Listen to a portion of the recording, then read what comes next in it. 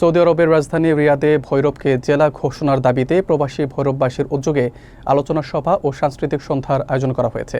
স্থানীয় একটি কমিউনিটি সেন্টারে আয়োজিত অনুষ্ঠানটিকে ঘিরে প্রবাসীদের মধ্যে ছিল গভীর উৎসাহ উদ্দীপনা। অনুষ্ঠানে সভাপতিত্ব করেন বিশিষ্ট ব্যবসায়ী লোকমান হোসেন এবং পরিচালনা করেন রুবেল আহমেদ। প্রধান অতিথি তৌহিদ শিকদার সহ বিভিন্ন অতিথি ভৈরবকে জেলা ঘোষণার যৌক্তিকতা তুলে ধরেন। বিস্তারিত থাকছে এম মেহিদুল খানের প্রতিবেদনে। রিয়াদের একটি কমিউনিটি সেন্টারে জমে ওঠা এই অনুষ্ঠানে প্রবাসী ভৈরববাসী জানান, বহু বছর ধরে ভৌগোলিক, অর্থনৈতিক ও প্রশাসনিক দিক থেকে ভৈরবকে জেলা করার দাবি উঠে আসছে।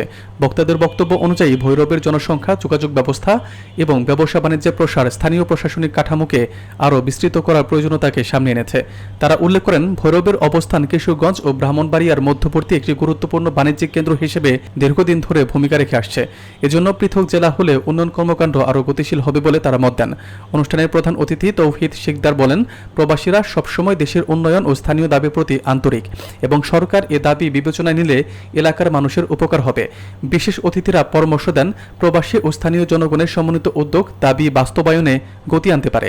আয়োজকদের পক্ষ থেকে জানানো হয়, ভৈরবকে জেলা ঘোষণার দাবি আগামী দিনে আরও সংগঠিতভাবে তুলে ধরা হবে। অনুষ্ঠানে সাংস্কৃতিক পরিবেশনা দিয়ে প্রবাসীরা স্বদেশের আবেগকে তুলে ধরেন। সবশেষে আয়োজকরা যৌথভাবে বলেন, উন্নয়নের স্বার্থে ভৈরবকে জেলা ঘোষণা সময়ের দাবি।